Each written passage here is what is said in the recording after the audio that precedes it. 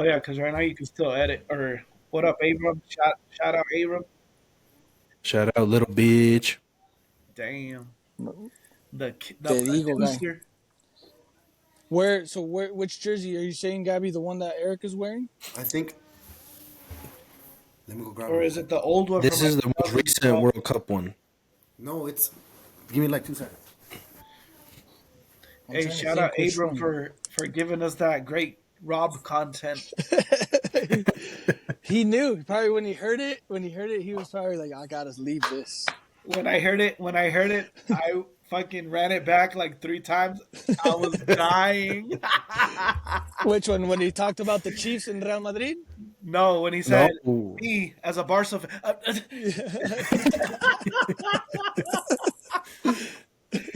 oh man, the truth comes out. When we see him, we're gonna be like, "Rob, that is like already cemented. We heard it. We can go back and hear it again." I should have worn It this for lives the on the pod. internet forever. Oh, Hey, just put it on. Look, it's a That bootleg is the one. one. So they Fuck have it, put it on. Take your shirt off in front of us right now. They have this one in green, the real one, and then That's weird, someone bro. came out with this That's one. some White Lotus stuff. And then they I don't know what that is. No, But no. Hey, we'll find a way to keep that shit in. Hey, even with your name on the back. yeah, my soccer coach gets all the hookups. Oh, Sunday League specials. Oh, but I quit. I said, hey, I'll go back in the summer. But I start 8v8 this Sunday at night. At nighttime. Nice. No, that's And the the Tianguis special right there, bro. Those you'll find stuff like that, like Chivas jerseys that look badass, but they'll never Yeah. come to the daylight.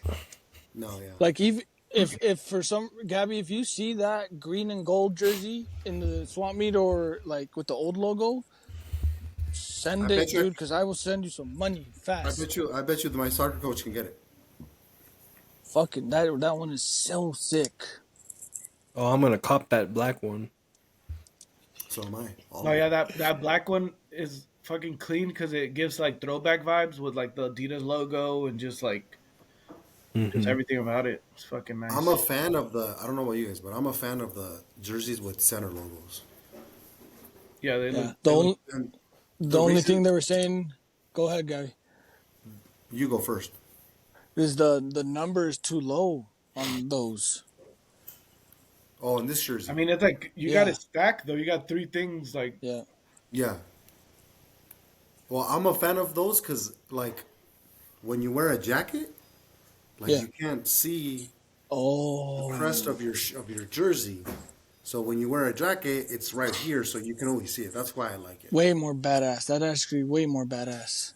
Especially you guys up there in Seattle, free eats, and like you want to represent your shit, but like it's your logo's covered, you know. So in the center, And it's then- like, bang. yeah. That's It why won't- sometimes I wear my scarf right here. I like Oh, tie it up. It won't look like LAFC. Well, we already had the center logo at. Yeah, for a little bit. That's the one who won the championship. This one? No, the LAFC center logo one. Oh. Yeah, that's why I like the Chivas jerseys, because they always have it right in the middle. This episode of Los Fantasy Cuz is brought to you by Alpha Progression, the app that helps you train smarter, not harder. We all want to get stronger, build muscle, and see real progress. But let's be real. Going to the gym without a plan won't cut it. That's where Alpha Progression comes in. This app creates science-based, personalized workout plans that adjust to you as you improve. No more guessing, no wasted workouts, just real gains.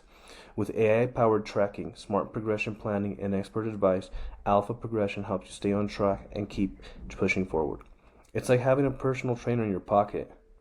Ready to take it to the next level? Upgrade to Alpha Progression Pro for just $12.99 per month or $79.99 per year and get access to premium features that maximize your results. Plus, you can try it free for 2 weeks. No risk, all gains. And because you're a listener of Los Fantasy Cuz, you get 20% off your first payment when you sign up using our exclusive link, alphaprogression.com/losfantasycuz. Don't miss out. So don't wait. Download Alpha Progression today, claim your discount, and start making real progress. Now let's get back to the show. ¿Qué pasa, mi raza? Welcome to Los Fantasy Cuz. the boldest and hottest Latino sports podcast, powered by the voices and opinions of some cuz. And every week, we'll bring you the realest takes, some bold predictions, and the latest sports buzz. Whether it's fútbol, gringo football, baseball, or cualquier deporte, we're here to keep it real, keep it caliente, and represent the culture. My name is Fabian, and joining me today are my compas, my co-hosts, my cuz. We got Eddie, What up, Gabby, man? Eric. What's up, guys? What up? What up? What's good? Let's get it. Familia, Yeah. what up? We're live right now, you guys.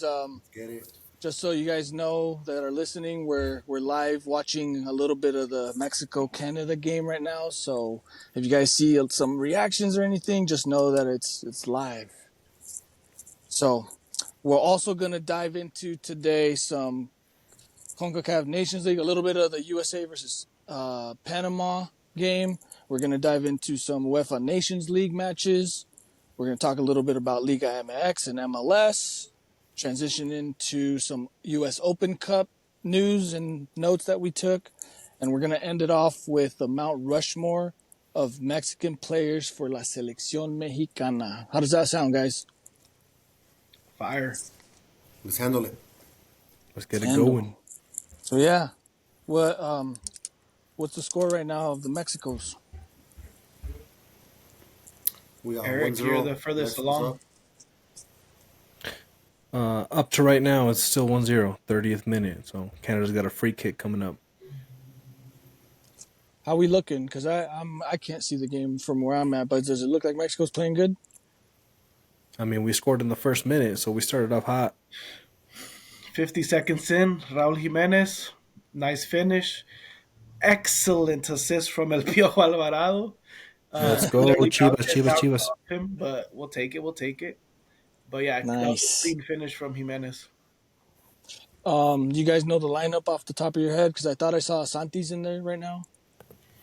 Yeah, he Who surprised else? me. So we got two forwards We got- right now? It looks like a 4-4-2. 4-4-2. Who's on defense, Eddie? Name it. It looks like, where are we at? Got it right here. Read it off. We got Malagon, we got Reyes, Alvarez, and then Vasquez. Back three, and then midfield you got Alvarado, Rodriguez, Lira, Gallardo. And then up top you got Vega, Jimenez, and Jimenez. Damn, so it's a 3-4-3? Well, the way right here, how they have it on Google is Oh. 3. So Alexis Vega is probably playing more offensive. Yeah, no, absolutely. But it's a 4-4-2, so it's probably like Charlie and Lead in the middle and then Piojo and Vega on the wings. Yeah. Yeah. Man, I'm actually that surprised me that Charlie's starting. What do you think about, like, I don't remember the last time we played two forwards like that. No, yeah, it's been a minute, and I mean, I'm a big fan of the two forwards. Being a forward myself, like, just I mean, obviously it's different levels, but like it feels like when you're alone up there, like you need that that second person that you can play off of, make a run behind, give open space for him. So like I love the two forwards.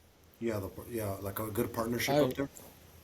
I've never liked the one forward by themselves. I've never liked that. It feels like it's a new thing, obviously in the last I don't know decade or something like, but that's a lot Yeah, of it's teams like almost to like play it that way. Did you guys watch a little bit of the USA Panama? Honestly, I turned it on in the last like 10 minutes, and thank God I did because I got to see that goal. I mean, regardless of what happens with the Mexico game, like they're in shambles right now, and I love it. I think it would have been more badass if we would have played like USA in the final because they've had our number for a while. So I needed like some revenge. I need to beat them in a final again. Yeah, we need that for sure. CONCACAF is mad for sure because they wanted that final. Yep. Well, yeah, but that takes a little heat off of all the shit talking on Mexico because, goddamn, you couldn't beat Panama? Yeah. and it sucks, dude. What were Go what for were it. some of the messages that we saw that the Panama fans were saying that the Panama Canals is ours? It's not there. Let's go. Nah, man. I mean, where's all that talk of the golden generation? Where's Alexi Lalas, Hercules Gomez, Taylor? Like, where are they at? Like this, like, yeah, they talk a big talk, but I mean, as far as CONCACAF, like, yeah, they have our number. Like, no one's saying they don't, but I mean, you got to walk the walk. Do you guys know how many Europeans the USA called this time? I thought I saw like majority of their lineup was all European guys. Yeah, I mean, it usually is. I mean, that's good, right? It helps them. It helps them, but I mean, like I said, if they can't, put it on the field, and que les ayuda. Yeah, exactly. And I think they then had everyone except for Gio Reyna. did, let me see real I feel quick like and see if there's some. I feel like that guy's always hurt. They had Sargent, Weah, Pulisic, McKinney, Adams, Ream. So they had a Tim they had, Ream. they had a strong lineup. Yeah, they Tim had Ream, Tessman too. He plays in Italy, I think. yeah, Tim Ream is MLS, so he was like one of the only ones that is Dude, I from think their whole MLS. lineup was Europe because Joe Scally plays in Bundesliga too. Yeah, I mean, no excuses, Well, bro. yeah. Panama always plays them like that, though, bro. They're looking for that one opportunity, and it was clutch, man. I mean, yeah, but Oh, just to reiterate Eddie's like golden generation thing that all these people always like are going on about, like you talk about right golden generation, and then they can't handle midfield with Carrasquilla and 35-year-old Anibal Godoy. that's That's crazy. crazy, bro. But this is the golden generation. Yeah. You guys saw what Clint Dempsey said? Nah, what'd he Uh-uh. say? After the show, then like the post game, he said, Yeah. "This is embarrassing." So Bro, did you those see guys, him when Panama scored the goal? They all ran over, and they happened to be there, Thierry Henry, and they yeah, all Oh no mobbed Thierry way. Henry, and you just saw yeah, Dempsey on the side, sort of to get up. He's like, "All right, I'm out of here." dude, and they were like, "Hey, Hey, Thierry Henry's like, "What's going on? I don't care. Let's He go." got scared as fuck. That's funny. No, But yeah, pues. dude, it's just a big disappointment on them. I mean, I guess yeah, they have our number, but I mean, at the end of the day, these are the moments that count, and they're not coming through with their golden generation. And we're in I guess our form is down, and supposedly we're not producing players. But I mean, I think that's the thing about Mexico is that we always have those like 1-2 years that we're in a rut, but it's never really like I don't buy the whole like there's no players in Mexico. CI. It's just you need the right guy that's forming the team, and I think Aguirre is the right guy right now. Well, let's Hey, see. We shout out Panama though, man. It feels like they also have like the U.S.'s number, and I mean they played Mexico in the Gold Cup final, man. So I feel like people always doubt them, and they somehow always make it. well, Carrasquilla right now he's playing on Pumas, and I know he's been doing all right. He's been starting for Pumas a lot too, so that's a big help too for Carrasquilla to play. With a bunch of Mexicans and in that league that most people say might be a little more competitive than MLS. So that helps out Panama a lot. Yeah. All right. What about the Nations League? Did you guys see some of those results? I was at work, but I was trying to keep track of the scores. Um, yeah, some. You want to read off some of them? The one I watched a little bit was the Germany Italy game. The first half was a good first half, and I knew it. I mean, these two teams, are like powerhouses in football in the world. Italy was winning 1-0 at half, and then second half Germany just came out and beat them 2-1. I like Italy's lineup with like Tonali. They had the one guy that plays for Arsenal with the long hair, Donnarumma, their goalie. So I thought Italy was going to come out with this win, but the Germans, the Germans too. They always step up to any freaking tournament or whatever that they're expected to always do good too. For sure. Um, The surprising one to me, just looking at it, is the Croatia France. you know what's crazy about that one too, Eddie? I think France had like a really strong lineup. Mbappe, Dembele, we've been talking about him, that he's been on fire. Yeah. And I didn't see who else, but from what I saw, that their starting lineup for France was like, should have like done way better than what they got right now. Yeah, for sure. I mean, they had majority possession. Uh, they also had uh, total shots 16, 6 on target, Yeah, and Croatia missed a penalty in the 8th minute. crazy. So Croatia could have even done more. Yeah. Yo, Oh, Perisic, I saw Perisic scored for them, and he's been kind of like on a hot streak too. Yeah, right yo, before uh, halftime. Modric is still kicking, man. He's 39. 39, dude. I heard someone talking about Modric. I think yesterday when I was listening to a different podcast where, like, even when Modric is a sub, when he's about to come on for Real Madrid, like the fans in the Bernabeu, like lo avacionan like hardcore because like the amount of like effort and work that 39-year-old always puts in, dude. Like people recognize it. Yeah. And they're always gonna applaud that. So that's cool to know about. Luka Modric. Imagine that feeling Yeah, man. that wherever you go, people are gonna be like respect to that guy. No, yeah, I mean, even me as a Barca fan, like, that guy's always put in work. My respects to that guy. 90 minutes played, 39 years old. Not Wild. easy. I mean, In the, pregúntame a mí when I play Sunday League. in the midfield and then still producing for your national team, that's pretty awesome. Yeah. Some of the other results was Netherlands, Spain, 2-2. And if you guys look into this one a little bit, I didn't see any of it, but I just looked over the stats. Netherlands was winning 2-1. They got a red card in like the 81st minute.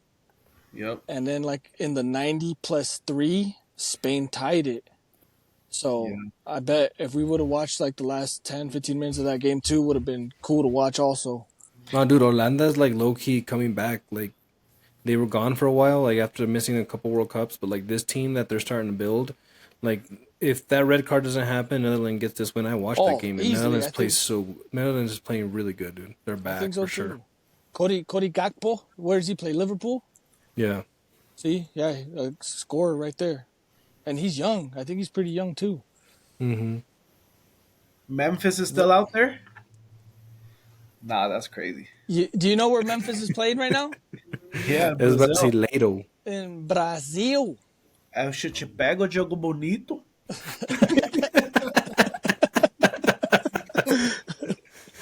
No, I was talking to a Brazilian friend too, and I think Memphis is playing on. I'm trying to remember the team name. Corinthians. Corinthians, and that they say like they've never known about Memphis. The Brazilians over there in Brazil, they didn't know about him too much. So when he's over and he's playing pretty good, so like my Brazilian friend was like, "Nah, actually that guy's decent. That was a good pickup by Corinthians." That's sort of a crazy place for him to end up in, honestly. Pues imagínate que le hable a Neymar y Neymar lo invite, vente para acá a un party que te va a gustar. I would go too. I know you know. would. You know. That's funny because of the group chat comments. If only Rob was saying the other day, if only we can talk about the group chat, but nah.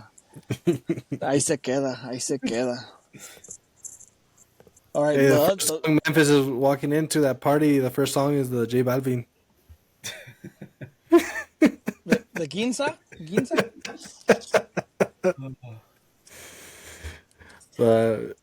Hey, you see Portugal? Oh, they lost to Denmark. Dude, they lost to Denmark. Did you see Eric Hoyland, though? What he did? Yeah. He celebrated the Sioux Mm-hmm.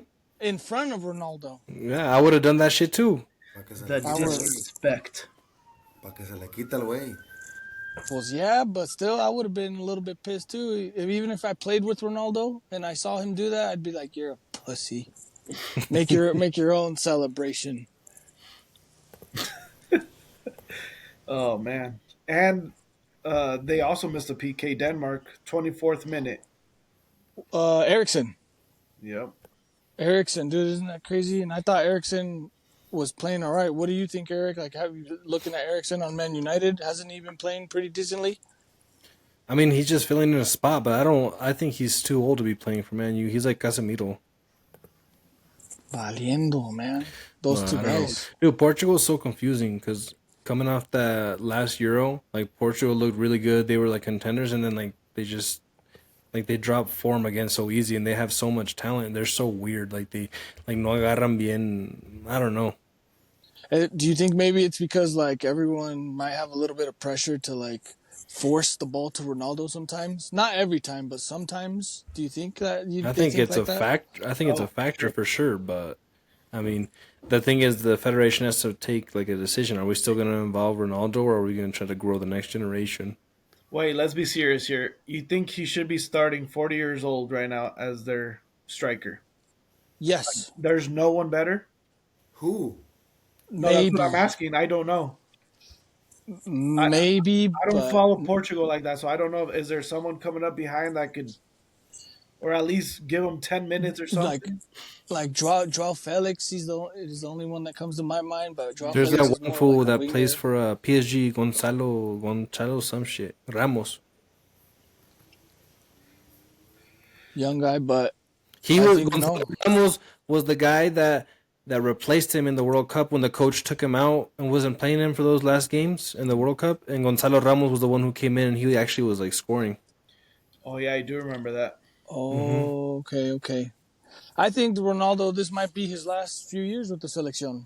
So let him have it. I think he can still help a little bit, but Right I think here, to I answer got Eddie's question, it said he was the most accurate passer to play 45 minutes or more, but he was also had the least touches of any outfield player to play the 90 minutes. Damn. and that was Ramos No, Ronaldo. or Ronaldo. So you Yeah. can just tell he's not being effective. I mean, Still, he's also the if he, captain, so I can see like him not wanting to take him out, but at some point you got to control that locker room. we'll see. Oh, and then the other thing I was gonna bring up is in this UEFA Nations League, this is the first leg, right, of all these Hmm. games. Yeah. So there's gonna be a second leg coming up on Sunday. Let's go over real quick what you guys predict. So between Germany and Italy, we'll start with Eddie, then we'll go to Gabby, and then we'll go to Eric to see who you guys think will come out of that, the winner out of the like, Germany and Italy. I think Germany holds on. I mean, they're going back home with that 2-1 lead, so I can see that. That's a good one. That's a good one. You, Gabby?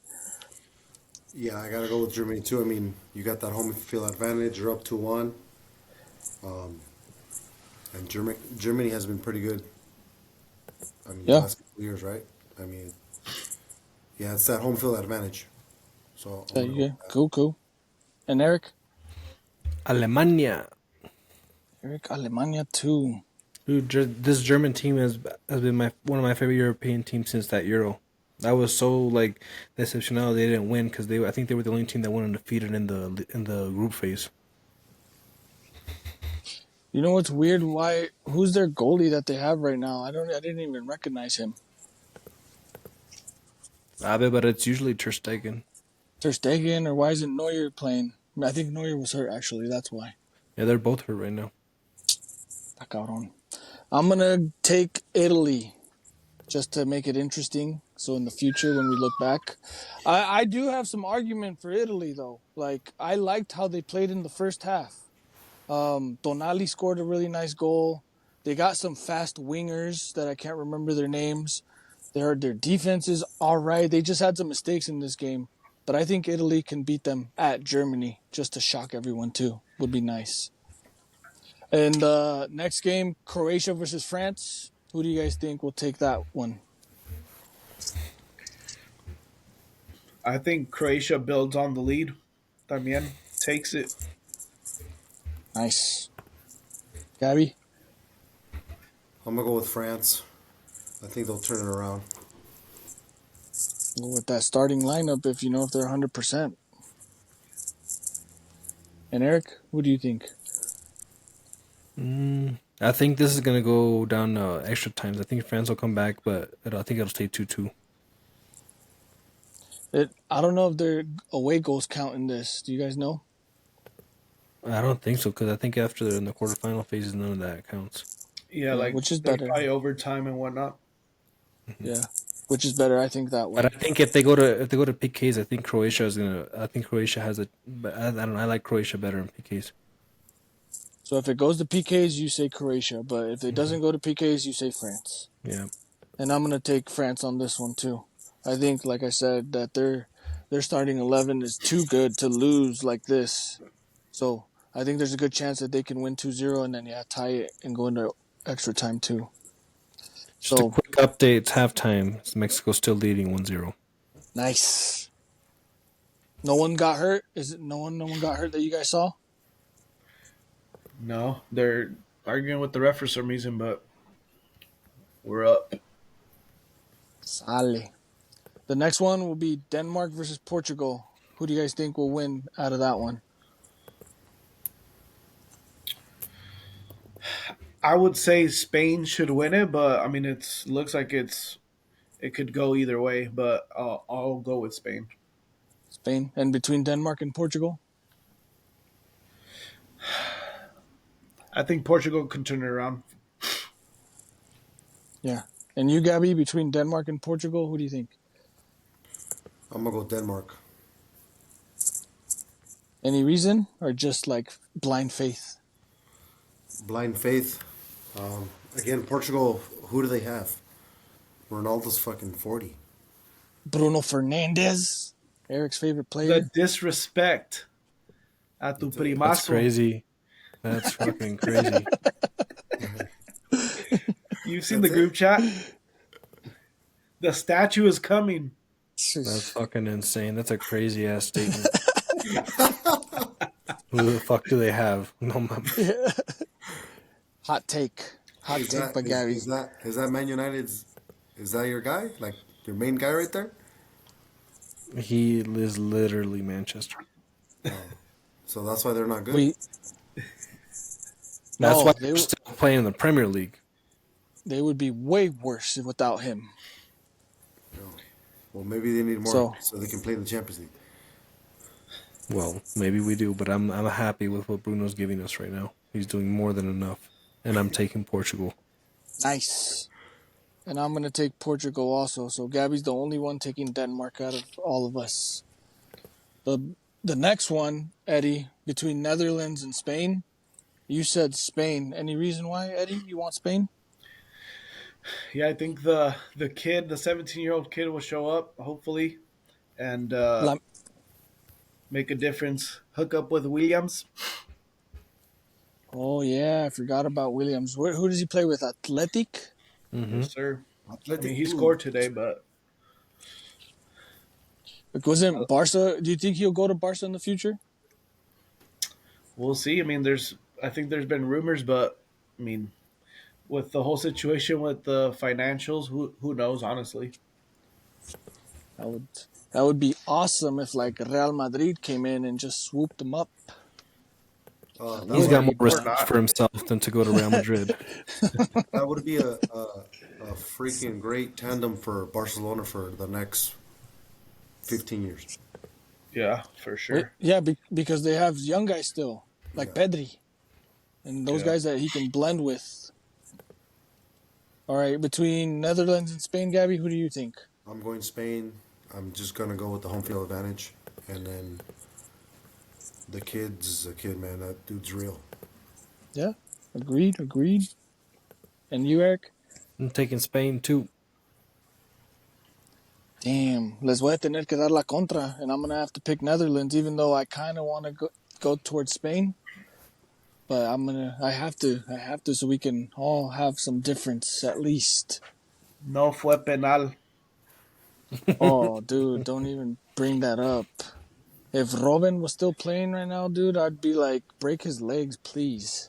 No era penal. His legs. Last game of the UEFA Nations League is the Ukraine versus Belgium, and Ukraine's up 3-1 right now. So, Hold who do you on, think but that's they're fighting relegation. That's not part of the quarterfinals. it wasn't? Uh-uh. No, yeah, Why I did I think see it? that's like There's two there's an leagues. A and a There's B. there's an A and a B, and those I think they got like the last or the worst points in their group, so they're fighting out who gets relegated. But it's not the quarterfinals. Oh, it's not part of the Nations League then. Mm-mm. No, Abram, take that out, bro. don't do them like Rob.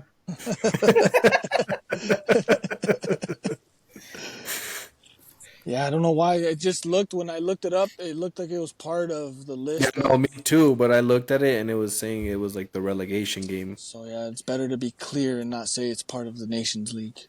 Yeah, we want to be over here like, hey, remember why did Marin get the handball? Hey, we all have those moments. Eddie just had one, and he didn't catch it, and Fabian caught it, and I caught it. No, Where I didn't want to cut him off. Yeah. Which we one? let it flow. The where I said Denmark, Portugal, and you went into Spain and Netherlands. Oh yeah, You'll hear it when you listen back. You'll hear it. yeah. It's because No pasa I was nada. looking at it. No It pasa happens to the best nada. of us. Let's talk about a little bit of Liga MX and like the upcoming games, a few upcoming games, like especially the big one for us, the Chivas versus Cruz Azul. What news have you guys found out? I mean, as of right now, the stadium is vetoed. I guess you can call it. So it's That's supposed to be right. closed at Puerta Cerrada. But I mean, the The rumor is fuck? Chivas are still trying to ask for forgiveness after the whole incident with the America game where they threw that glass bottle. Which honestly, At Kevin. I think all that when that shit happens, I mean, it's stupid, bro. Like, yeah, like you can get upset, but like throwing stuff on the field, that's a whole nother thing, bro. And this is the stuff that happens. It just takes one guy to mess it up for everyone. The crazy thing for this game that uh, we had talked about a little bit in the group chat was that the a bunch of the barra people from the states was getting like a big group together to try to go down for the first time ever be with the barra from Guadalajara. So Damn. I thought about going to that game. I thought that would have been super cool. But now like if they have to play the game under closed doors, like all those people that made plans, like just anyone, like a lot of people travel to the Chivas games from the states, bro. So stuff like that always, I mean, that's messed up. Like people have their flights, people have their hotels already booked. I mean, people that live in Guadalajara, season ticket holders, like what happens to that? So that's the latest Which as far as that goes. But they're that Okay, still trying to get sucks. it. Either they're trying to see. I don't know how that would work. Trying to move it to the Jalisco, or there's rumors about moving it to the state. Like that stuff's not gonna happen, bro. wait, but was that in that moment when at the end of the game they're walking into the tunnel and the Medica fans están mentando la madre at the fans? Is that the moment? Yeah, because someone threw like a glass bottle, and it shattered. Which, like I said, I don't condone that. Pero también estos guys cuando empiezan a que start saying their stuff, throwing signs No, like, yeah. I what do mean, you they're the expect professional. Yeah, from they're a the hot crowd? professionals enticing the fans. Like, what do you expect? Hey, just the same way that they're enforcing the rules. What about the players that are instigating in a sense? Because there's literally rules about like you're not supposed to do that stuff. Like you're literally instigating. They Yeah. gotta So, find them. They gotta find them just like how they do in the NFL and like in the NBA over here. When players do some shit like that, they get fined.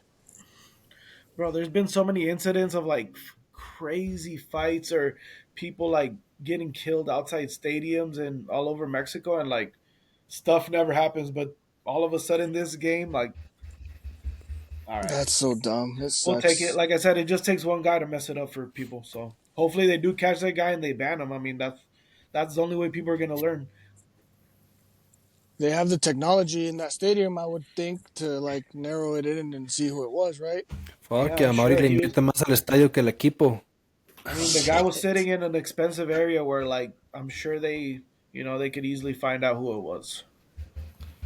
Pues ya dijeron que le va a invertir for the World Cup. Que no sound system y que no lighting y que sabe qué. Yeah, and they're also like they got like new like I think an app or something where you can order food to your seat and all this stuff. Like, hey, bro, that's cool for the experience, but the product on the field is what we care about. Yep. Like, invierte en eso. So You, oh, go ahead, Gabby. did you guys see? So this guy, Luis O, he's the I guess the lead marketing dude for Nike Mexico. He was at Verde Valle today. I did hear about that a little bit, that they might be thinking about switching over to Nike, right? Is that what Yes. you're talking about? Yeah, some dude posted, el jefe de marketing de Nike México estuvo en las instalaciones de Verde Valle. It's Nike? Question mark. Because aren't they close with the to end the contract with Puma? Like, isn't it close to ending soon? Eddie, do you know? It's I it's the don't know, last year. but yeah.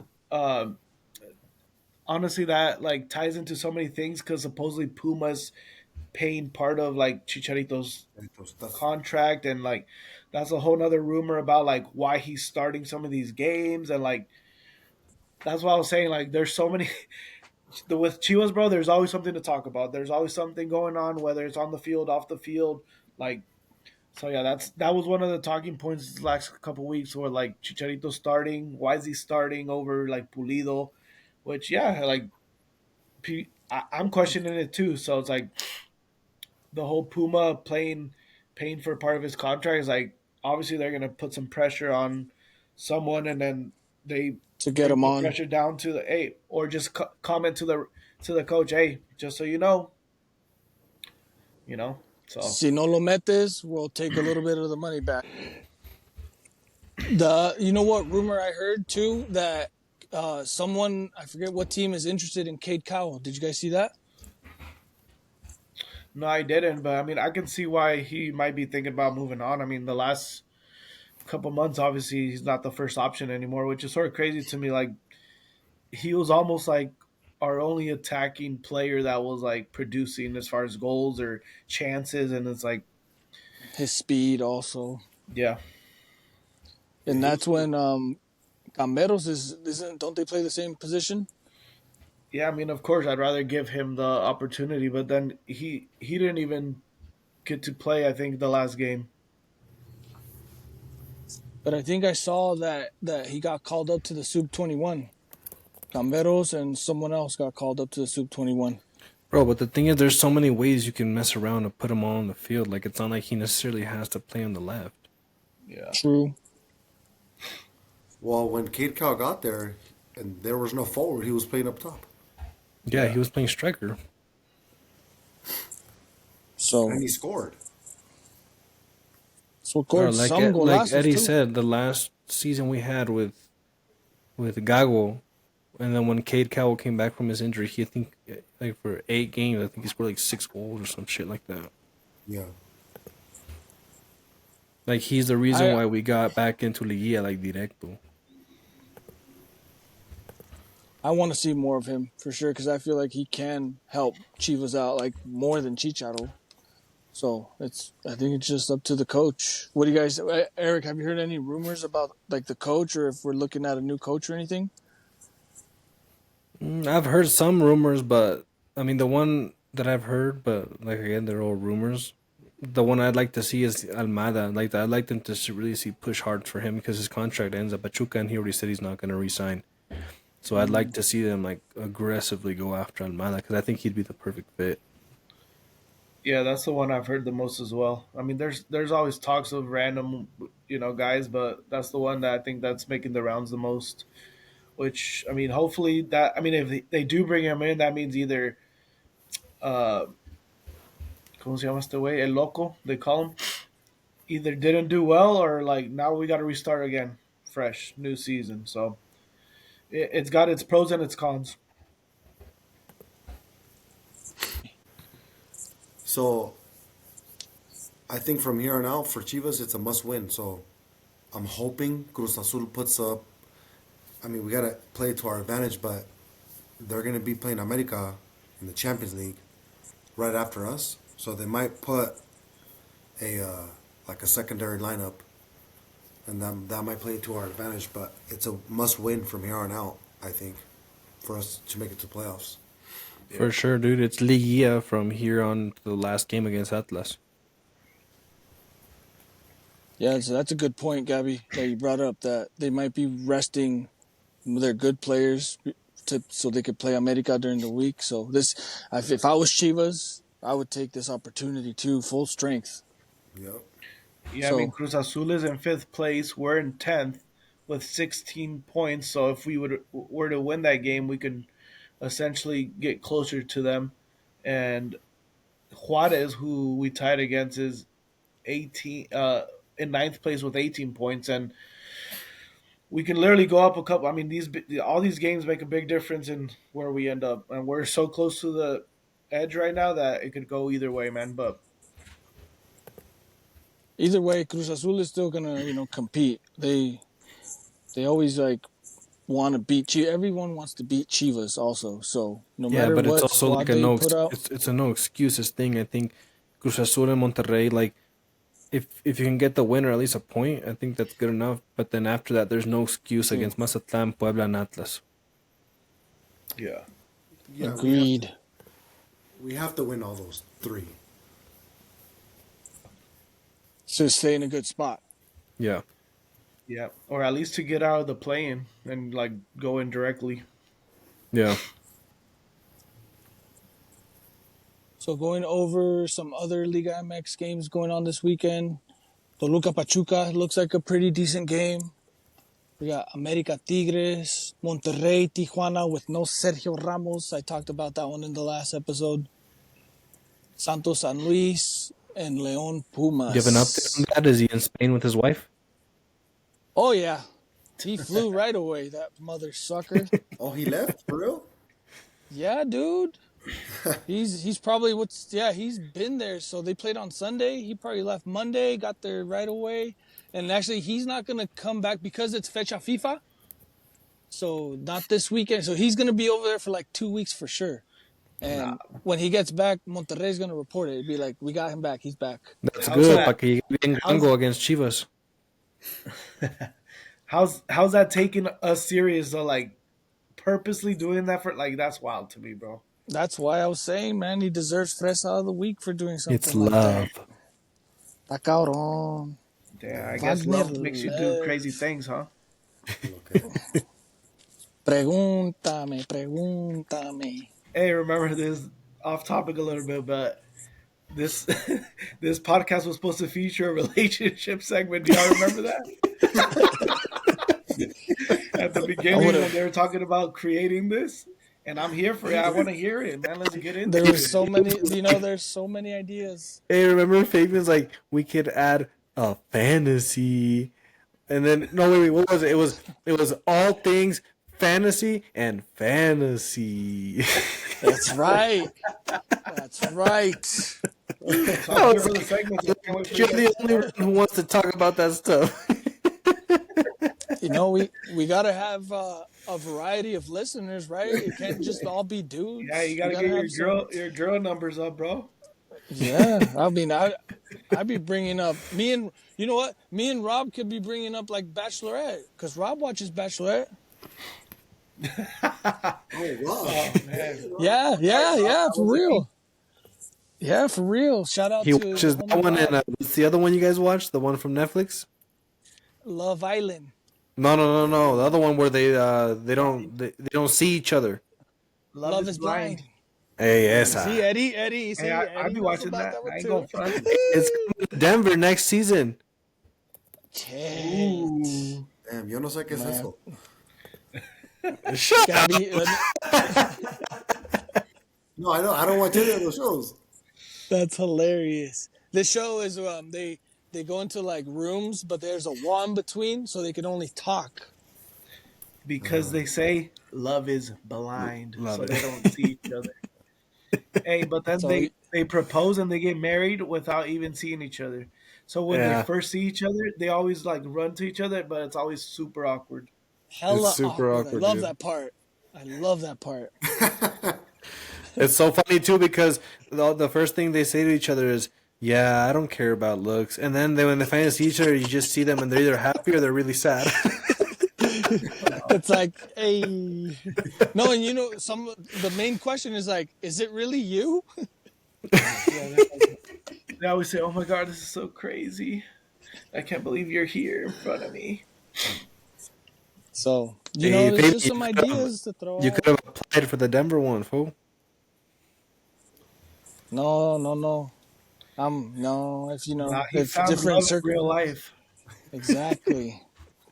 Found love in real life. I'm good. I just came back from vacation, so that's why I wasn't on this last Thursday episode because I was with my girl at Catalina Island. Have you guys heard of that before? Catalina Island, Yes, sir. Yes, sir. dude, Yep. it's super nice. I mean, if anyone that's listening to this episode, if you ever hear about Catalina Island, I 100% recommend going out. You just got to get a ferry from Long Beach. And then it's so cool. It's so beautiful. Food is amazing. I recommend it for you guys too, for the cuz.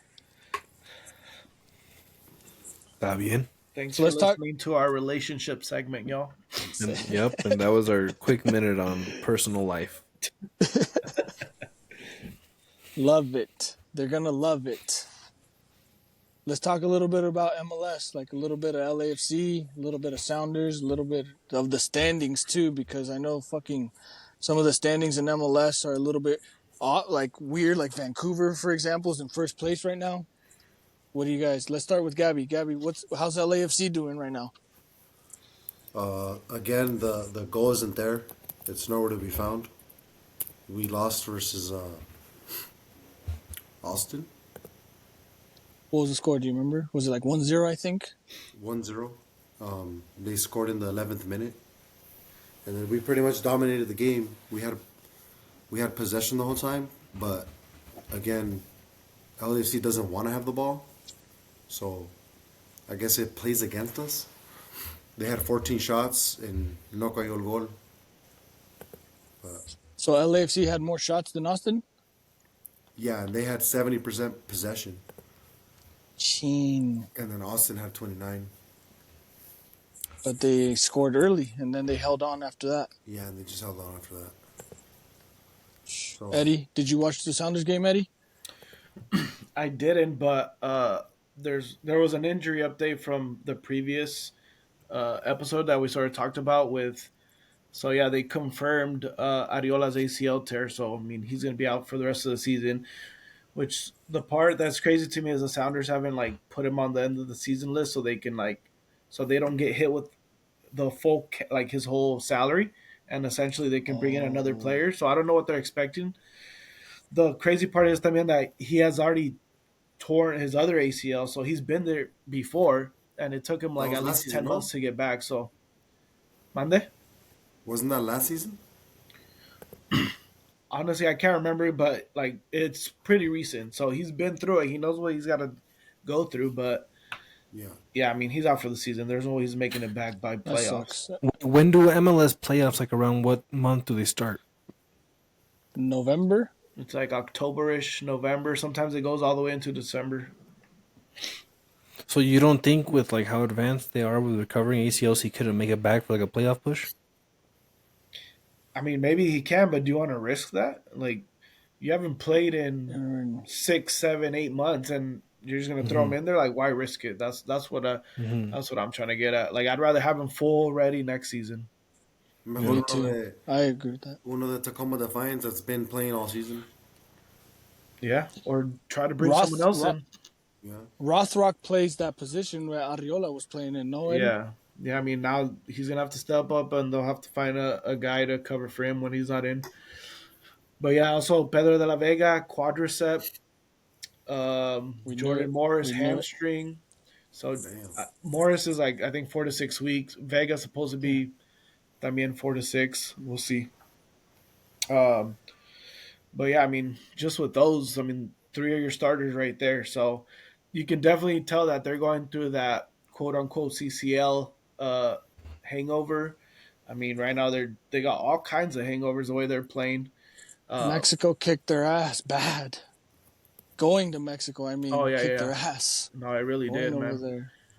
there. That CCL hangover is real, but yeah, I mean, versus St. Louis, 15th minute goal. I mean, they came out sluggish. Like Mm. St. Louis scored. They did what they had to do because they've been. I think they haven't gotten scored on in multiple games already.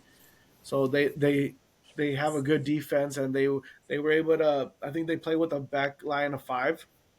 Damn. So right away they already had like 11 players, behind the ball after the 15th minute. So Ferreira, who we talked about a little bit, you can tell he's frustrated. Like he hasn't clicked, he hasn't found his form.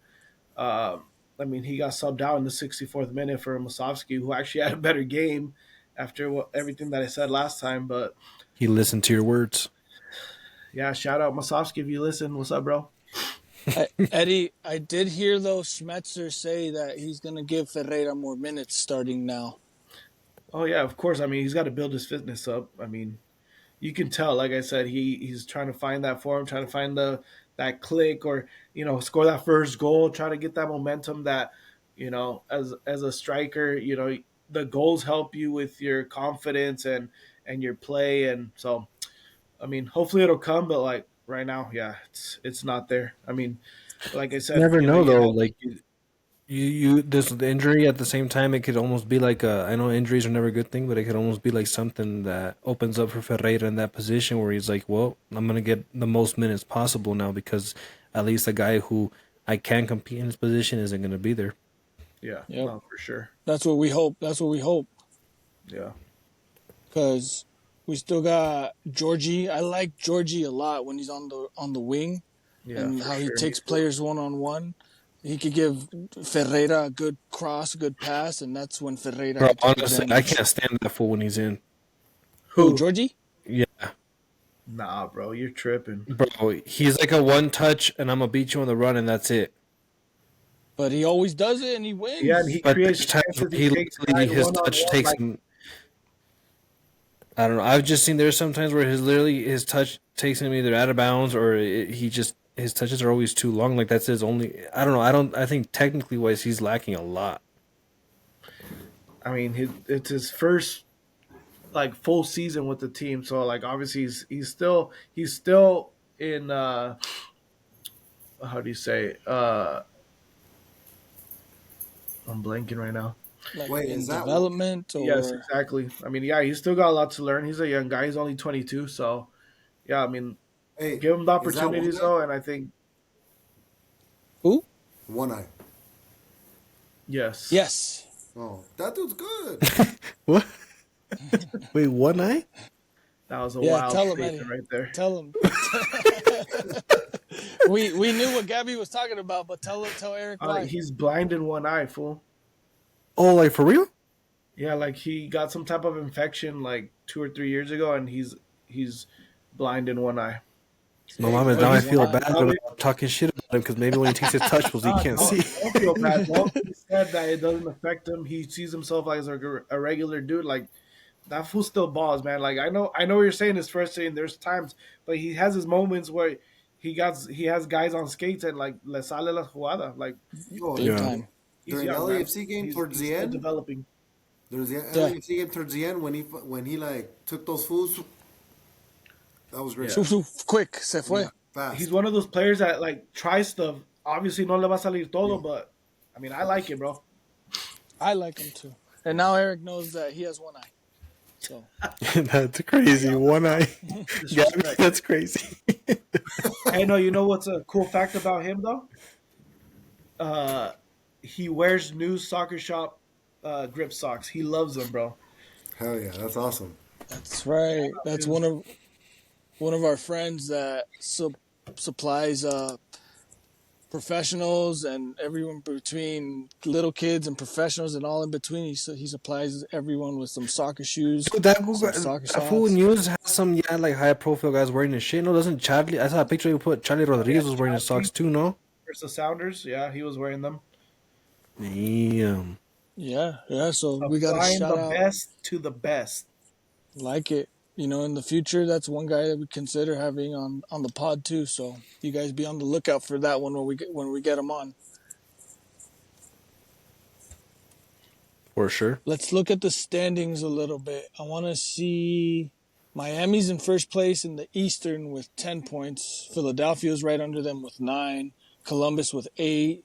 So the East is looking all right. The surprising one is Vancouver on the Western Conference with 12 points, and Eric's team, San Diego, in second place with 8 points.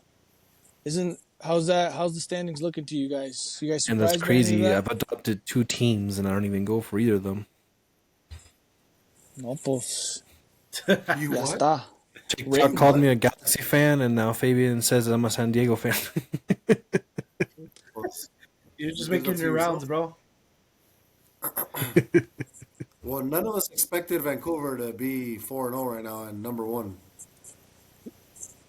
None of us. Yeah, I mean, consistency is the name of the game, so we'll see how long. I mean, they can stay up there, but at this point, I mean, it, who knows? It's a long season, so Yeah. so far so good. Give them props. I mean, Who's Still, like their the star Sounders are in player or their 10th place. DP?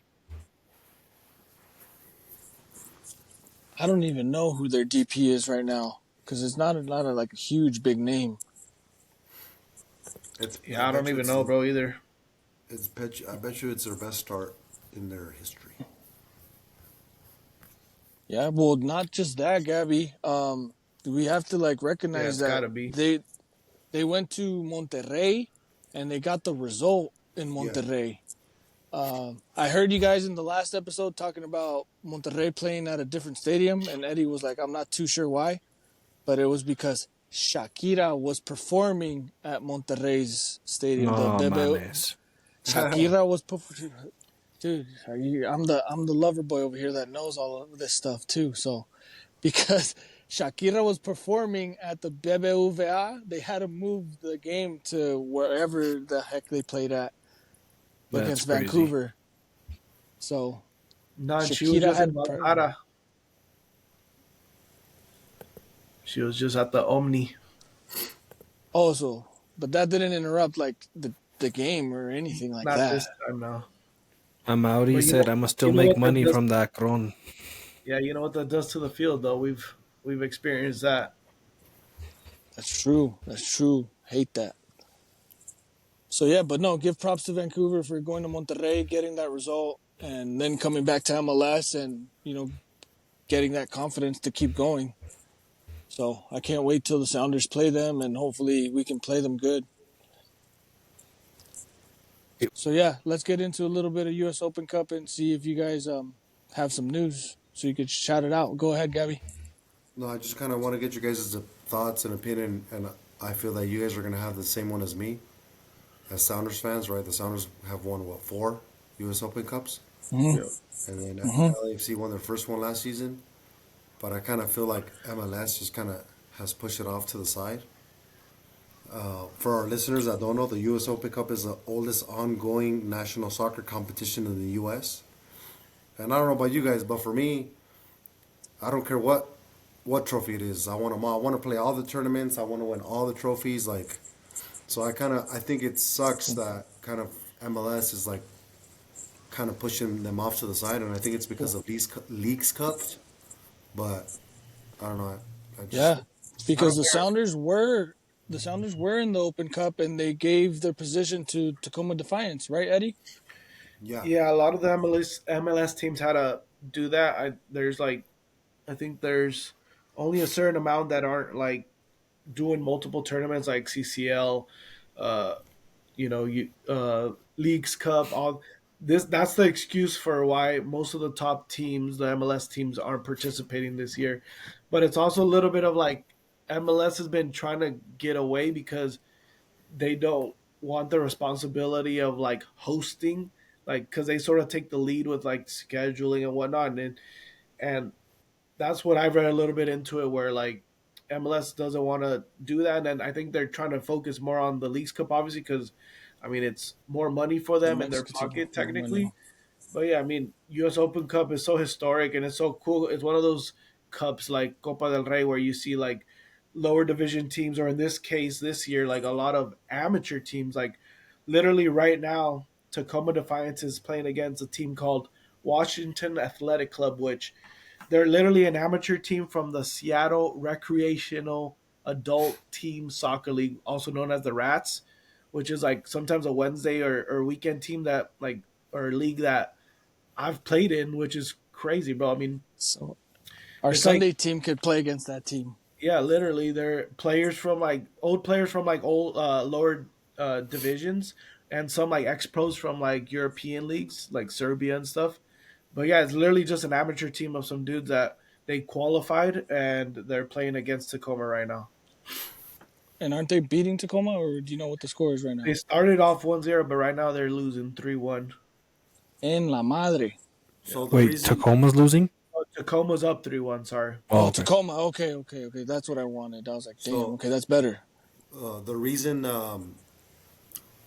so for 2025 and 2026, all the teams that are in the Champions Leagues are excluded from U.S. Open Cup. So that's why you see LAFC 2, Miami, Tacoma Defiance, Yeah. and then Galaxy is a Ventura County now or whatever. So that's why you're seeing Yep, those that's right. teams.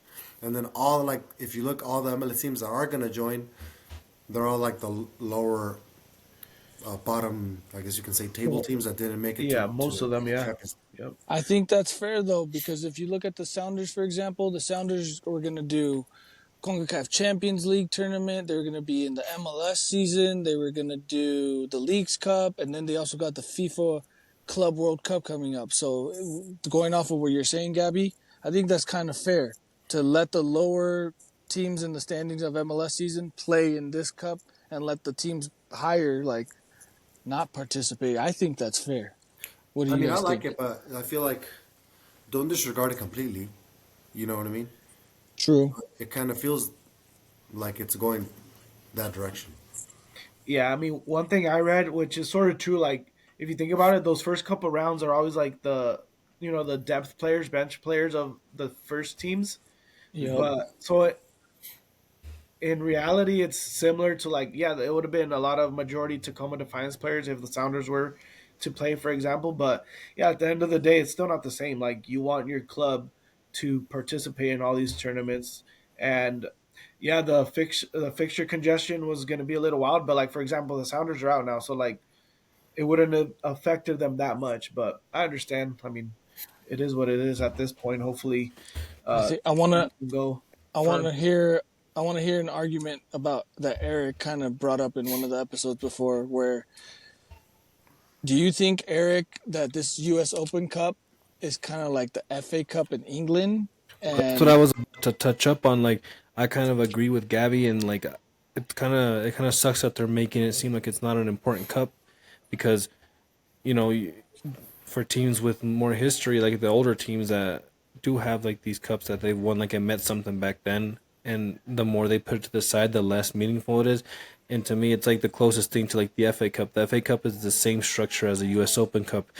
that's what I FA Cup thought. has all these Hmm. teams that are even Sunday League teams, but since there's 5 tiers over there, there's so many more teams that make it past. But like, there it's one of those things that it's like you get that one random team, like Eddie was talking about, like this Washington Athletic Club team, Athletic.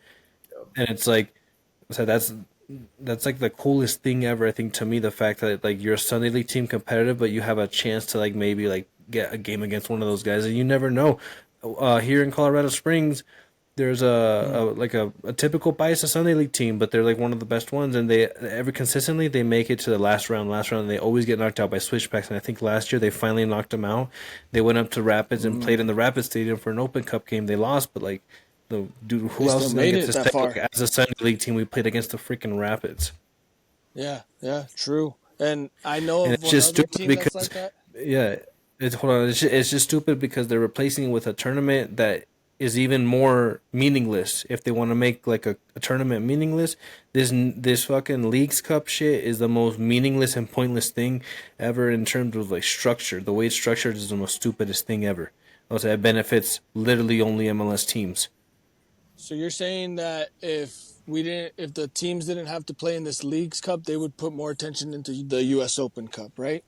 I mean, I just think there was no reason to do this tournament in the summer that no one really wants to play in. First of all, it affects like the the timing of MLS in general and league play.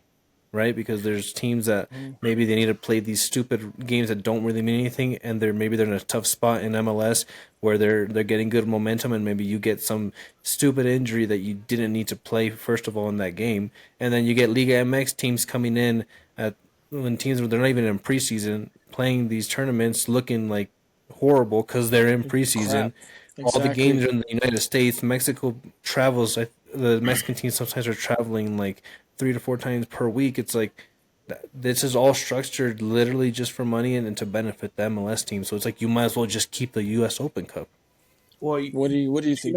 do you remember last season when they stopped literally both leagues? Like there was like a month stop, Yeah. and then the Mexican teams are like traveling, and I remember seeing like I think Leon missed the flight and they were stuck at the airport for like 24 hours or something crazy, and then they ended up Yeah. catching a flight and having to play like the next day. Like stuff like that is one of the things obviously the Mexican teams like brought up, and that's why they this time they're doing like midweek games where they still have hubs where like the Mexican teams don't travel too far. But yeah, I mean last season was sort of a hot mess with the scheduling. Well, we'll just see in the future then if the MLS takes the U.S. Open Cup more serious. Because like Gabby was saying, the Sounders have four. And Eddie? Do you know who's like right behind that, or who are we up there? Isn't like There's DC United also Well, that has see, like this is the four? cool thing about this cup. There's Bethlehem Steel of Bethlehem, Pennsylvania, Yeah. and the Maccabi Los Angeles have won the domestic cup more than any other American soccer club. I think they have five each. Obviously, this Oh is like damn. years back, but there's a bunch of teams tied for third with four, which are Chicago Fire, Fall River FC, Greek American Atlas, Philadelphia Ukrainians, Seattle Sounders Ah, FC, cabrón. and Oh Sporting shit. Kansas City. So Chicago Fire is actually in this tournament, and you would think they'd have to be one of the favorites. There's one of the few MLS teams, so they can technically tie for first place with five. That's crazy. I think it would be cool. So I used to work with an English dude. His team was Burnley, third division in England. Yeah. So I guess I mean correct me if I'm wrong, Eric, but in the FA Cup, the bigger teams go to the smaller team stadiums, right? Yeah. So I Up think to a certain round. yeah, but I think it would be cool like if the all the MLS teams instead of those teams coming over here, like you go over there and like, dude, that's like their whole. For some of those teams, that's like their whole. It pays for everything. You know what I mean? For Yeah, the that's whole what they year, live like for, man. just kind of for them. You know, that would be cool if they did that for the U.S. Open Cup. Hey But Eddie, imagine the Sounders being like, "Hey, where are we playing at? Oh, Glacier Peak." Glacier Peak, Oh or you know, man, one good luck one up there. one of the Marymore parks where there's four soccer fields all together. You know, I mean, two like little honestly, where stands. they play right now isn't much different. Starfire, I mean, they've had a crazy record there of like of good results. And I was gonna mention, Gabby, like I remember back in the day when we're in the middle of like winning all this stuff. One of the big things that the Sounders brought up was that like, hey, like let these teams host. We want to go over there. Like the fans wanted to go travel across to Philadelphia or wherever these these teams that we were competing against. So I would have loved to do that too. Like that's always fun, man, to see these smaller teams compete and like you literally like a stadium like Starfire, they're literally right there. You're like sitting on benches and it's just an overall cool experience and like you don't forget those types of games, like, except especially for those teams. so Well, the winner for Open Cup this year gets $1 million. That's that's good for a Damn. small team. Maybe for an supposedly, Oh MLS yeah, team. for those lower division teams, bro, that's everything, man. and according to Hercules Gomez on Twitter, that's more than MLS Cup. Oh no way! You will get more in the What? U.S. Open Cup than MLS Cup. That's what he posted.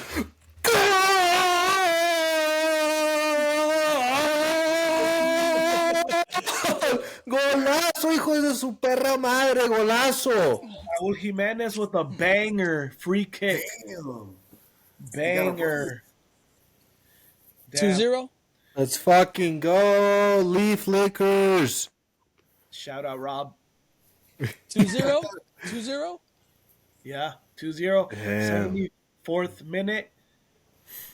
Golazo. Aguirre celebrating. He got it right, boys. I Let's like this. go. And Hell yeah. Mexico has been dominating and playing well. This is not a fluke win. There we Yeah. go. You don't And know más. Canada like called a lot of their guys from Europe too. Isn't Davies played right now? Everybody.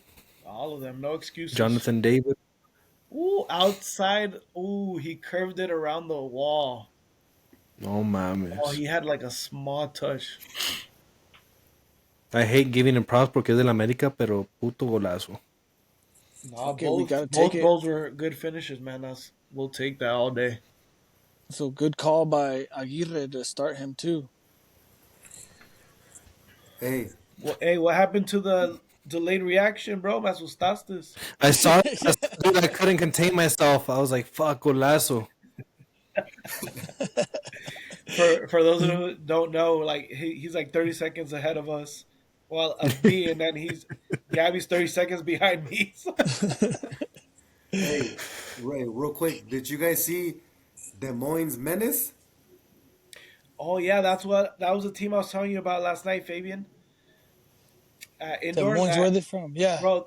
Basically, their whole starting lineup, except for the goalie, I didn't look into him, were ex MLS players. And where are they from? Des So, Moines? Des Moines Menace, they're from Iowa. They play in the USL League Two, fourth Yeah. tier of the United States Soccer League system. The starting lineup: Uh-huh. Lucas Rosa, Matt Hedges, Ozzy Alonso, Victor Uyola, Oh, Justin Miram, Benny holy Feilhaber, crap. Dax McCarthy, Oh my God. Sasha I think he Kleshton, just retired. AJ De La Garza, Yeah. Bradley LA right Wright there. Phillips, Black guy from New York. Enzo Carvalho. Hey yo, Well, that's how I Hey, remember him. Muy bien. Bájale, güey, no mames. there hey, goes the ad revenue. No, se pasan. You gotta they edit scored English that one striker out. from New York. English striker from New York Red For Bulls. real. English striker. They That's how I scored 2 goals remember him. and parked the bus. Damn, that's fucking crazy, though, dude. Han de tener a alguien con lana who's paying all those fools to play, because no mames. No, I think Ozzy bro, Alonso. I think they all just he hit them up and they all were down. That's But is it crazy. one of those guys' teams? Like, do one of the players, is that their, like, team? Like, do they own it? I'm not sure. Someone's got to have some type of something into Connection. it for them to be like, yeah, let's do it. We're gonna have to dig. We're gonna have to dig and find out a little bit more about this. Wait, so Des Moines. I wasn't paying attention because I looked at the highlights. So that team is what? They're in this. They're in the Open Cup still. Yeah, they're in the Open Cup and they play in the USL League Two, which is the fourth tier of the U.S. soccer system. Fourth tier. Fucking Well, crazy though. they won last night. What, 2-0? Yeah, 2-1. I think Sasha Kleston scored 2 and then they parked the bus. And then all those fools posted on Twitter that they were exhausted. Yeah. Shoot. No, but all those players that you were naming off are not bad players. Yeah, that's crazy. See, I was gonna mention Ballard FC because they're sort of a new team here in the area, and they play in the USL League Two, which is basically like the development league. It's almost like it's lower than third division, but they only play in the summertime because it's for like it's primarily for like college players when they're out of school, which is sort of cool. And they brought in Kellen Rowe, the ex Sounders player that recently retired, and because he has a part ownership in it, like Lamar Nagel. So like they asked him if he wanted to play, but they ended up losing to Spokane, which is a professional team, I think, in either League One or the championship. And they won in the 121st minute. They scored a goal to win it, about to go to PKs. But the crazy part is that Spokane beat Ballard last season in the same round, first round of the US Open Cup in the 97th minute, 1-0. So shout out to Ballard, though. Pretty cool team. That's cool. I actually have a lot of ex teammates who play on that Ballard team. Dude, I saw one guy got signed, I think, to Tacoma, right? From there? Well, Multiple players, but Fabian, one of those, he was yep. literally playing on our Sunday team like a He was couple Yeah, months playing ago. on yeah, it. yeah. I was just gonna Bro, say. that guy, when I was in Sounders Academy, he was there too. And I remember Fabian and then a couple other guys on your guys' Sunday League telling me that he was playing with you guys now. Yep, Yeah. yep. And he still was, but Well, you the know funny he. thing is, we were expecting him back this season, and he wasn't showing up, and we're wondering what's going on. Well, he signed a contract with Tacoma Defiance, so shout out to him. Yeah. That's a hard decision, though, either Tacoma or to play with you guys. That's a With the hard Sunday decision. League, man, it Yeah, is. It man. is. You should come and watch us one day. No, pues yeah. There's a lot of good teams. There's another. One more thing I wanted to touch up on, Fabian. Gabby, LAFC won like 7-1, right? LAFC 2, Yeah. 7-1 to FC Arizona. Do you know if that Arizona team is like are they like a professional team or are they like a Sunday League team? No, they're like NPSL, I think. Oh, okay. So what is that? Not what? That that's like Soccer league? it's another tier, but it's like it's like another semi-pro league, but they're Like completely they're separate their from own. USL and all that. Like they're their own entity. Yeah. Yeah. I want to talk about some of the news. I think Eric was touching up on it in our group chat about the USL news that just came out about promotion. What did you hear about that, Eric? Yeah, I think it was either 2 or 3 days ago, but they all the owners came together and they finally had enough owners vote in favor of having the promotion relegation because they tried to do it last year, but they didn't get the vote in favor, but they finally got it to pass. So there's going to be 3 divisions now in USL. So they're going to make a new top division because right now the top Okay. division is the championship, and then after that it's the League One. They're going to make a new like top tier one.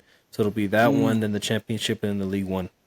Got it. And that, just to be clear, so everyone knows too, does not mix with MLS, right? No, no, it'll be its own separate thing. But it's. Let me see. I wrote it down right It's here. gonna It's rival. it's gonna be the first entity in the USA for there to ever be like a promotion relegation system in like any sport in the USA.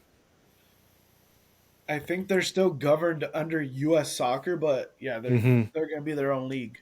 But Yeah. it's gonna rival MLS because it's gonna be. Oh, for sure. Exactly. No, I got a couple stats here. So, USL Championship final viewership numbers, which they show the final on CBS. So that was 431,000 views.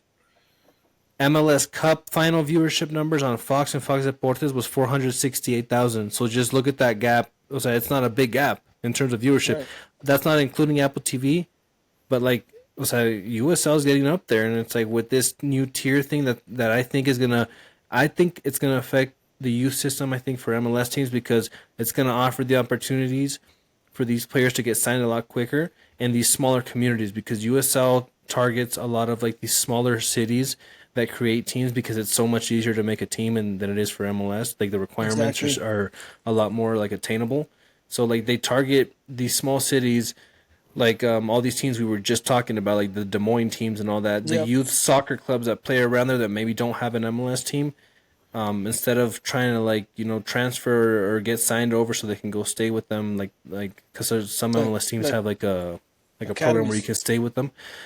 I think it's going to drive a little bit the competition of where these players are going to want to choose to go because they're going to get the opportunity to play it in this professional system without affecting their eligibility in college, and you don't have to fight to get into these MLS academies. Yeah, it's those quote unquote smaller markets that they focus on, which is cool because like those are places that might not ever get an MLS team or a professional team. So they take what they can get, and I mean you see it in some of those like Sacramento, for example. I think they got like 15-20K, like almost a lot of their games. So it'll be cool to see like the growth. I do think it'll take a while. Like obviously, like MLS is still barely growing. I feel like here, so like it's gonna take a little bit for them to get to that point, but they'll definitely give them a run. I just like to see some some relegation and some promotion. I think when we see other leagues like in England and Spain, when we look at those teams fighting for regulations and the other teams fighting for promotion, I like watching those type of games too. Sometimes those games end up being better too. Yeah. So it's going to be Oh, and exciting. I'll give you a little insight because there's a USL team here in the Springs. Like I think we're to the point now where their games consistently on like just their normal league games. I honestly like I don't want this don't fact me on this, but I can just tell because sometimes like I'll scroll through a Rapids game. The USL games are more packed consistently during the season than the Rapids games. The Rapids games, unless they're doing good or they're competing or in the playoffs, then they sell out. But if it's just like we don't know if they're gonna be good or not, they don't really sell. And these USL games at the Switchbacks consistently, dude, like if they're not sold out, they're to the fucking brim. No, you see, that's awesome. That means, yeah, like these little towns are more invested in those teams. Yeah. So I don't think. I mean, MLS is 30 years ahead, right? You got TV rights with Apple TV. You already have clubs that are worth in the billions. So as far as them like catching up, I don't think that'll ever happen. I think the name of the game for them is, can they sustain that? Can they sustain first tier soccer? And I think they can. I mean, there's still big markets out there, right? Phoenix is good. Phoenix, I was just going to say Um, Phoenix. Oakland Roots put in 20,000. They're gonna put 20,000 in the Oakland A's baseball stadium. That's more than the Earthquakes. Yeah. Freaking Vegas announced, now that this came out here in Vegas, they announced that they fully intend to try to go tier one and even building a stadium. So like See? the markets are there, and I mean, just copy and paste MLS. You got the 20,000. You build a 20,000 seat stadium. You go to those smaller markets, New Mexico. You build a 20,000, 18,000 seat stadium. They'll pack that, and they'll be successful.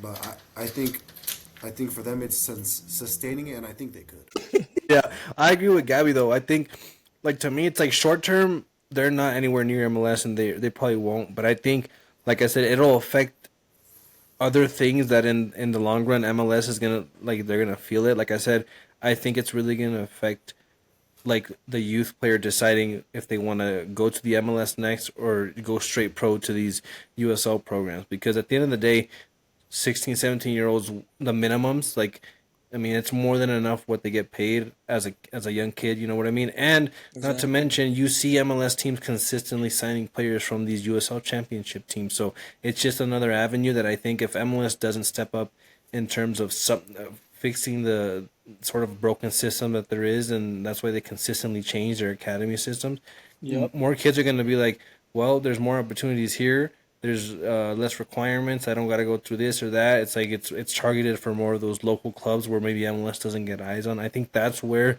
USL is gonna challenge them more in that aspect. But like Gabby said, MLS is way too far ahead. But you never know. I hope they sustain it because I think that's the funnest part about soccer, and that's Yep. the way it gets more competitive. And these USL teams can't be lackadaisical. They have to compete every single game, and that's one thing in MLS is that you can take 2-3 months off. But the USL teams can't really do that. If MLS teams have no pressure to win, if you don't win, nothing happens. You try next year, and these USL teams, it's like, well, if we don't win, we get relegated, less money, and possibly lose our club. So it's like that Exactly. the competitiveness is going to be there week in, week out. I like that. That sounds like fun too. Knowing like when you're supporting a team too, you know that que le van a echar ganas. Yeah. You know what would? I don't know what their financial rules is, but what if they say no salary cap?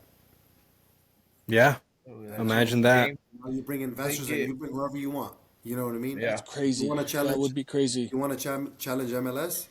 Don't have a salary cap, and we'll see what Yep. happens.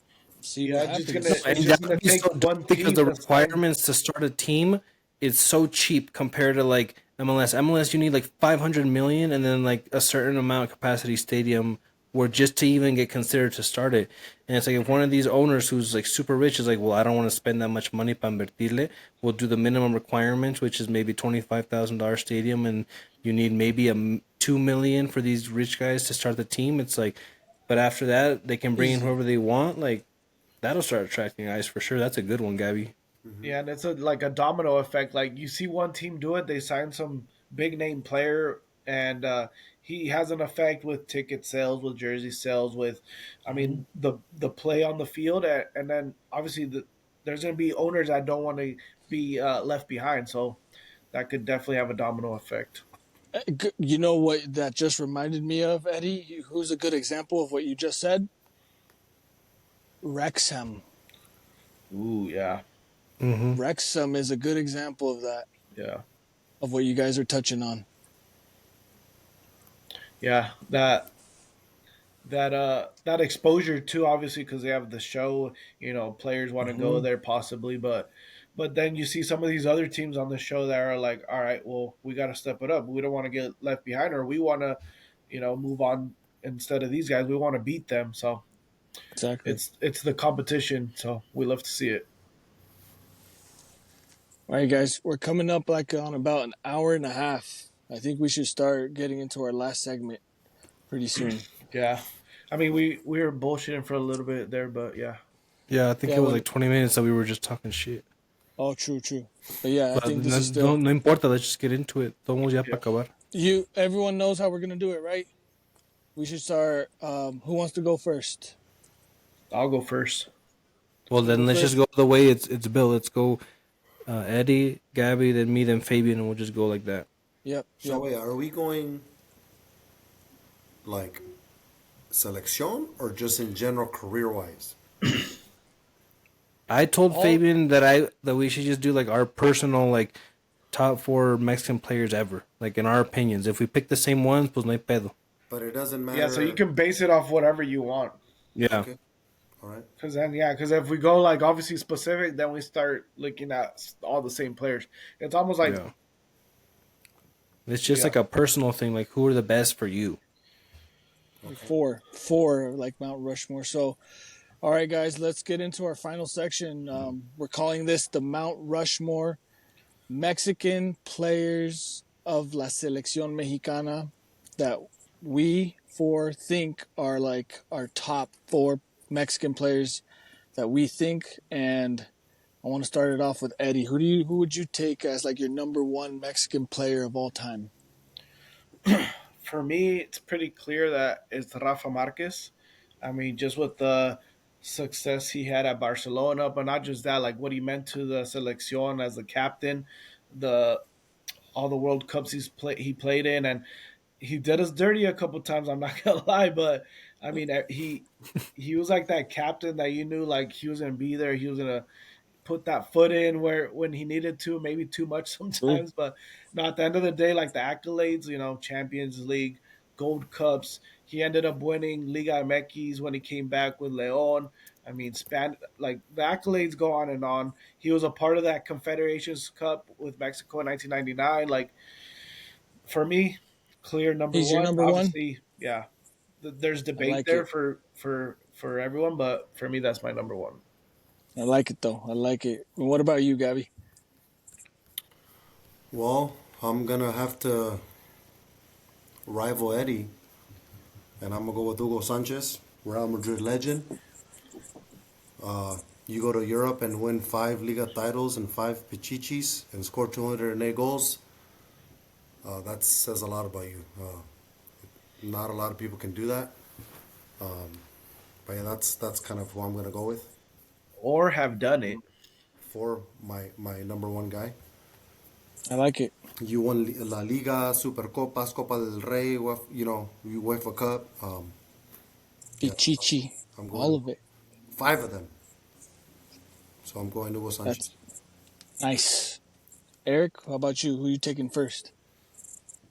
Yeah, I agree with Gabby. I'm gonna take Hugo Sanchez too, and I think it's just like Rafa Marquez. I think they're both like pretty even, but it's like I think at the end of the day, the attackers are always gonna get a little bit more of that spotlight because they're attackers, and they're the ones you pay attention to more. And like defenders sometimes do the dirty work; they don't get the spotlight.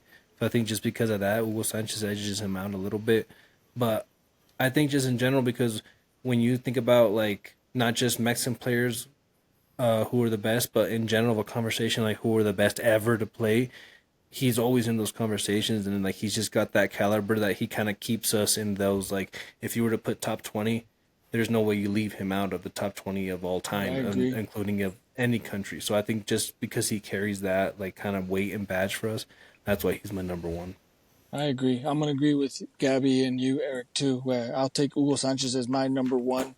The thing that amazes me about Hugo Sanchez is that he has the most one-touch goals, and I think in the history of La Liga, or it might be of in like the world too. Mm-hmm. If you guys look at his highlights, like so many of his goals, like the balls in the air, one touch, golazo.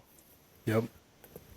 And I could give my respects to Rafa Marquez too, but to do something like that, we haven't seen a player like that also be able to do something like that. So we were lucky to have Hugo Sanchez for as long as we did.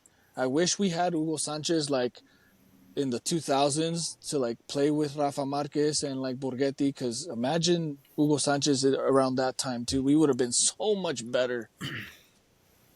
For sure. So Hey, you mentioned the defenders not getting obviously all the attention, but Rafa Marquez, 5-time World Cup participant with Mexico, 2006 one goal, 2010 one goal, 2014 one goal. Bro, there's Mexican forwards that barely got touches or even got on the field, and this guy, I mean, he was clutch. Like I said, that's why he's not just because of his defense, but like what he meant as for us as a selección. But he Yeah. also had goals for Barca. Like I said, it's up for Oh well, he debate. was a But free kick specialist. Like he was one of the best also, free kick specialists as a center also, back, which is that's fucking right. awesome. at a I'm time just where he saying, I had think in Ronaldinho, general, yeah, yeah. That's I'm just right. saying, I think in general, the whole like when in general analysts or as people when we talk about who's the best, you always that narrative of it's always got to be an attacker, you know. yeah, for sure. True. No. Eddie, who are you taking as your second Mexican of all time? Well, I actually had Hugo Sanchez as my second, but for my third, here we go. Hot take: Chicharito Javier Hernández, máximo goleador de la selección mexicana. I mean, similar to like what I said with Rafa. I mean, he scored in World Cups. He scored with Manchester United. He won with Manchester United. He went and he tried, Real. Bundesliga. He ended up at Real Madrid. Also scored goals there. One big one that he had that you guys obviously don't forget. And Against Atleti. I mean, as a forward, and obviously, I grew up watching them, but like, I mean, the numbers are there. They don't lie. So for me, that's my number three. I like it. Gabby, tell me your two and your three. Two. Well, my two was gonna be Rafa Marquez. As far as like, I didn't watch Hugo Sanchez play. So out of all the Mexican players that I did watch play, Rafa Marquez would be my number one. Exactly. Chicharito was gonna be my number three because of that, of him being the leading scorer and everything Eddie just mentioned. So I'm gonna give you my number four, and it's Okay. Borghetti, which is who Chicharito passed, right, to become the leading scorer Yep. for Mexico. Um, there's a couple other dudes I Okay. wanted to go with. Um, some people would say we're probably gonna. I'm pretty sure you guys aren't gonna pick Cuauhtémoc Blanco, but you could have picked Pablo Pardo. You could have gone freaking Andres Guardado. There's a lot of dudes, but those are Yeah, my, for my four sure. right there. I like it. I like it. You can never forget that Borghetti goal on Italy. I remember it clearly. I think I remember waking up. It was like a 4 a.m. game here in Seattle, and Yep. like I remember celebrating like crazy after the game, getting ready to go to school. Like I was hyped. Obviously, it was a 1-1 tie, but I remember his celebration. Like he ran across the whole field. Like, oh Going man, you never forget that one. I touched on that one, Eddie, in the last episode too, when they were wearing that jersey, the Atletica green Yep, jersey. It reminds me of that goal every single time. classic. Love it. All right, Eric, tell me your 2, 3, and 4 also. It's the same as the Eddie and Gabby. My two was gonna be Rafa, and then my three Chicharito. Eddie went over it. Why I hate that people try to say that he's not like in that conversation when he clearly is, because no one's done what he's done. So, but he's clearly got to be up there. No one gives him the respect he deserves. But fuck, I gotta switch up my 4 now because of the comment Gabby just made. But I guess I gotta put someone else. Damn, he was about to say Cuauhtemoc. He was about to say Cuauhtemoc. Nah, fuck it. I'm gonna keep it, man. Like I know he played for the Puercs, but like, I mean, if you look at the way that fool played, like he had that potential, kind of like Carlos Vela, to be something like one of those like generational, like for as much as he played against with those fucking Puercs, like in terms of when he played in la selección, that fool was a baller. Like Yeah, honestly, like I represented still us, dude. remember that game against Brazil when was he the one that he got his fucking foot broken? Yeah. Yeah. But when we won the Confederations, like he was like one of the main guys that was like driving that team, and I just think he's one of those guys that technically he was amazing. Like his passing, the way he could move as a balling, 10, bro. like yeah, he you was. watch those highlights and you're just like, what's he doing? Yeah. And then he does a Yeah. Cuauhtemoc, you're like, bro, what? How do you even think about? Well, No, dude, my you guys- highlights are when he's like at Puebla and they sub him in at halftime and he's tearing up America Oh yeah. in LigaMX. But yeah, he's my 4th, and I was gonna say Guardado, but I just think culturally, like when we think about like the greatest players of the selección, like Cuauhtemoc up there. Well, dude, we have to say that Cuauhtemoc has probably been the only Mexican to invent a move like Cuauhtemilla. Mm-hmm. In English, I think they call it the Cuauhtemoc hop or something like that.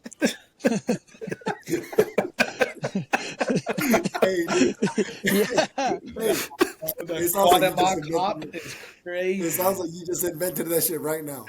No, bro. You know why I say Cuauhtemoc?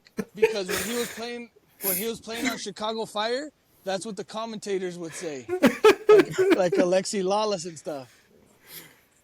I don't think that's true. I'm not kidding.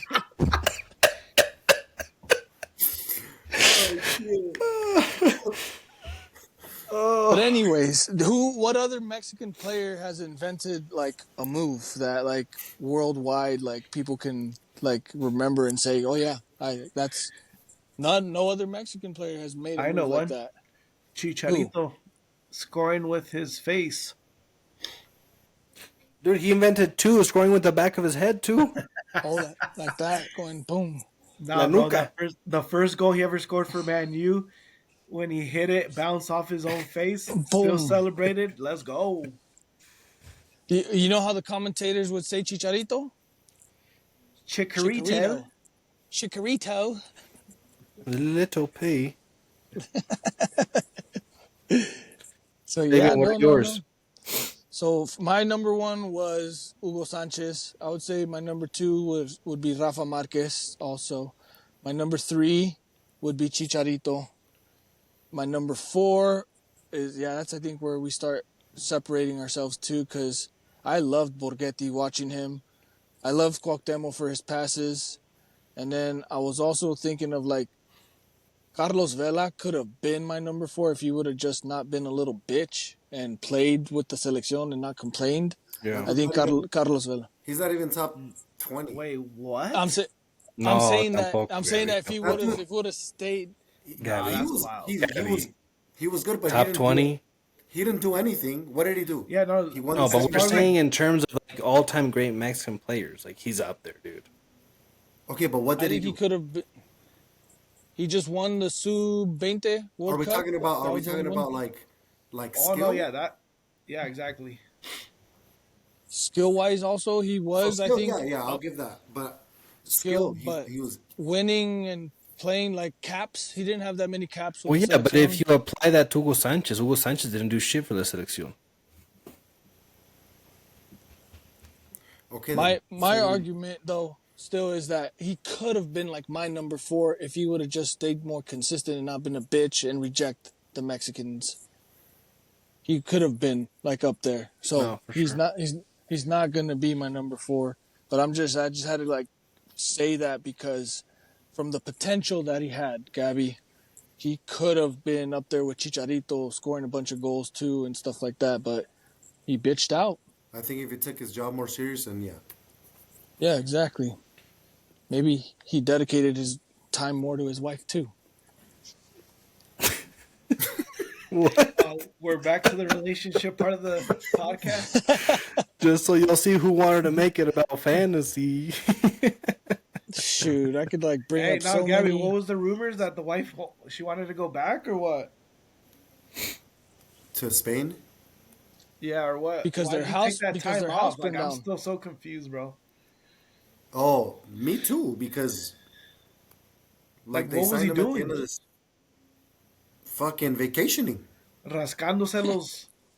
Yeah, he was chilling, and then literally the last day when the window was closing, they signed him, and then he just went there and didn't do a damn thing. And then when their house burned down, what did she say too? That she wanted to go back somewhere, Mexico or somewhere. Well, I don't know what's going on. I don't know where they're at or what's going on. Like, I don't know anything. But the house burned down. Yeah, I don't know. I don't know if they went back to Spain or. Le dijo, o te vienes o te quedas. You know what's sort of crazy? I guess what would be your first goalkeeper in this ranking list that you would touch? That's a good one, Eddie. That's a good one. Oh, that is a good one. Because to me, I this is controversial because it's like, what are we like? This is where we really break it down. Like, are you talking about overall or for la selección? Because if we're talking selección, then I mean, unfortunately, I do have to say probably Ochoa. mhm. Mm-hmm. But if we're talking as a whole, like, I would not put him first. Who would you put first? Probably Campos. I mean, I want to say Osvaldo, but that's more of like a bias for me because I grew up watching him, Mm-hmm. and I was so like, man, the memories I have are just crazy. But yeah, definitely. Jorge Campos. I want to know if Jorge Campos played like how many. Like if he played, did he? He played in the '98 World Cup. He played in the '94 World Cup, and then in 2002 it was Conejo Perez, I think. So I'm gonna look into that to see how long Jorge Campos played with the selección. How many caps did he have? I don't know. I Yeah, I don't mean, think it's a Campos was bias to put Osvaldo supposedly. because I think it'd be. What happened, Gabriel? No, go ahead. Sorry, go ahead. No, that I was just saying. I don't think it's a bias to put Osvaldo because I think it'd only be a bias if we could like generally not as fans be like, well, he really wasn't a good goalie, but in general, I think like you said, if we're not talking about selección, I think it goes Campos Sanchez, and then you could put anyone after that because Ochoa outside of the selección, honestly, he's a shitty goalkeeper. Anywhere he went, he was horrible. Yeah, I mean, honestly, I'm surprised at the moves, like the moves he decided to take, like the teams and the leagues he went to. Like, I feel like he had such like he could have been so much better. Like realistic, like as a overall career. Like I don't know, man. I do not agree with the decisions he made, but we thank him for for his service and see ya. Yeah, he played in most World Cups of any Mexican goalie, didn't he? Is he up there with like 4 or 5 World Cups too? Who? Yeah. Ochoa. Oh yeah.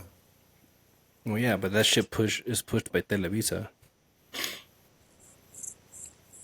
The Damn, fuck, he's gonna go to this World Cup when he really doesn't deserve it. Nah, if they take him, that's too much. that's But way they'll too much. take Then, him as a third, but they'll take him just so he can be like, I went to 6 World Cups. Nah, oh that's my four. God, If we we'll really see. want We'll to change see what stuff up, happens. like generationally, like give someone else a shot. Yeah. Even if they're not going to play, just give someone else a shot. Yeah. All right, guys. I think that does it for this episode. Thank you guys for listening. Be sure to subscribe and follow us on Spotify, Instagram, TikTok, and YouTube at Los Fantasy Cuz. Go on there, Give us some comments, give us some feedback. Go check out some of the clips.